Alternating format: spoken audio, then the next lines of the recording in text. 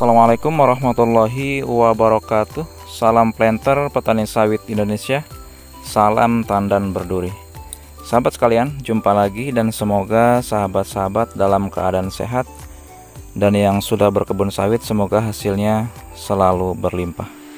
Oke sahabat, pada kesempatan kali ini saya akan membahas tentang pupuk fosfat yang kandungannya fosfor.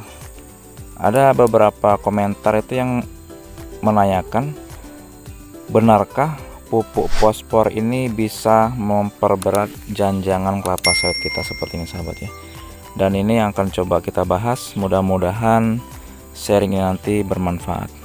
Jadi sahabat, sebelumnya saya akan sedikit membahas bahwa pupuk fosfat ya atau fosfor itu terdapat kandungannya pada pupuk TSP, SP36 atau rock fosfat itu.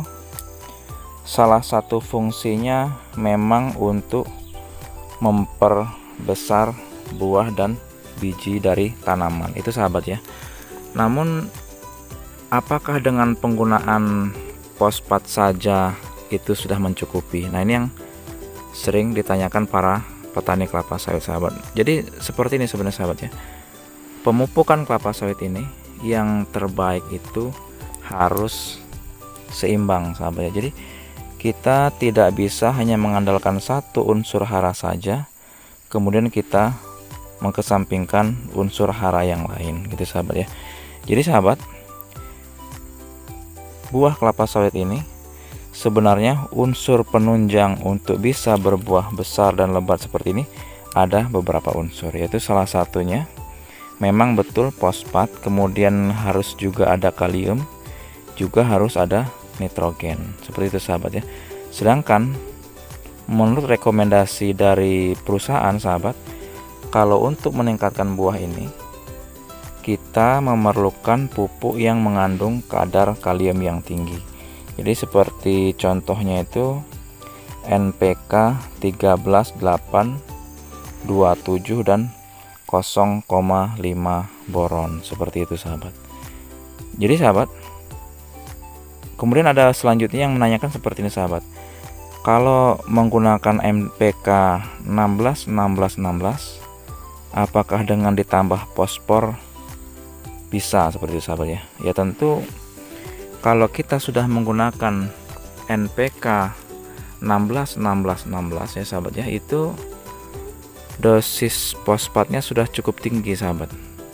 Karena kalau di NPK yang khusus untuk tanaman yang sudah produksi seperti ini, kandungan fosfornya itu tidak sebanyak itu sahabat. Jadi kalau NPK 13, 8, 27 berarti fosfornya cuma 8% sahabat. Sedangkan di NPK 16, 16, 16 fosfornya sudah 16%. Jadi saran saya sahabat, alangkah lebih baiknya ketika sahabat menggunakan NPK 16, 16, 16, maka yang sahabat tambahkan itu adalah unsur kaliumnya sahabat ya, atau unsur MOP-nya itu sahabat ya. Jadi kalau sampai di sini penjelasannya sahabat, kalau ada yang berprinsip bahwa pupuk fosfat ini bisa memperberat buah seperti kita ini sahabat ya, apakah ini mitos atau fakta? Maka itu jawabannya itu adalah mitos sahabat.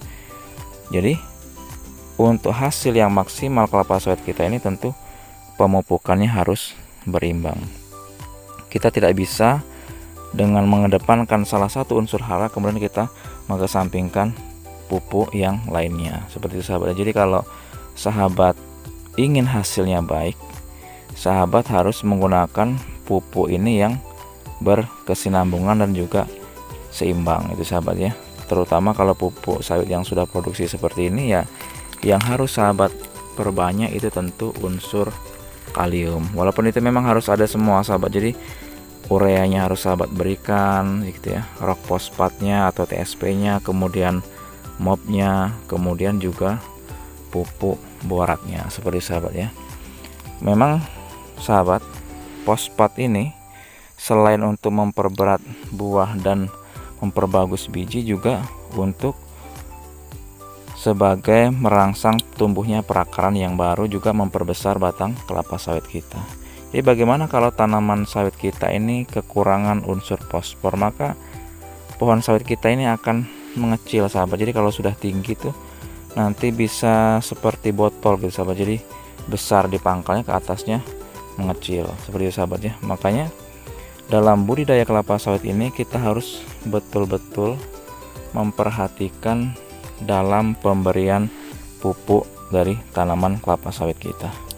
Jadi kalau sahabat tidak mau repot seperti sahabatnya untuk sawit yang sudah produksi ini, ya saran saya sahabat menggunakan pupuk majemuk yang unsur haranya sudah lengkap itu sahabat ya. Seperti yang saya sebutkan, seperti NPK 13, 8, 27 dan 0,5 boron seperti sahabat, itu sudah lengkap. Di situ sudah ada nitrogen, kemudian sudah ada fosfornya, sudah ada kalium, dan ada magnesiumnya, juga ada boratnya seperti itu sahabat ya. Mudah-mudahan dengan sharing sederhana ini bisa sedikit memotivasi kita untuk lebih selektif ya, juga untuk lebih hati-hati dalam melakukan pemupukan agar efisien sahabat. Karena kalau pupuk kita efisien, mudah-mudahan hasil yang akan kita dapatkan pun bisa maksimal seperti itu sahabat ya.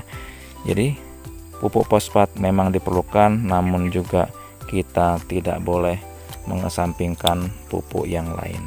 Saya akhiri. Assalamualaikum warahmatullahi wabarakatuh.